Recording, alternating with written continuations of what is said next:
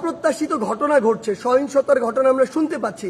আমরা আপনাদেরকে স্পষ্ট করে বলতে চাই, এই যে বাংলাদেশের ছাত্র সমাজ একটি এত বড় আন্দোলন করেছে, একটি ফ্যাসিস্ট একটি সরকারের যে একটি পতন ঘটিয়েছে, সেটি আমরা এই কারণে করিনি যে একজন নির্যাতক চলে যাবে আরেকজন নির্যাতক এসে সেই জায়গাটি নিবে। এটি আমরা আমাদের জায়গা থেকে কোনোদিনও মানব না। বরং এই যে নির্যাতনের যে প্রসেসটি রয়েছে, যে সিস্টেমটি রয়েছে, এই সিস্টেমটি ছাত্র সমাজ বা বর্তমান বাংলাদেশের যে প্রজন্ম তারা চায় না। সেই নির্যাতনের সিস্টেমটি চেঞ্জ করার জন্য আমরা আমাদের এই আন্দোলনটি করেছি, এই অভ্যুত্থানটি ঘটিয়েছি পুরো বাংলাদেশের মানুষকে নিয়ে।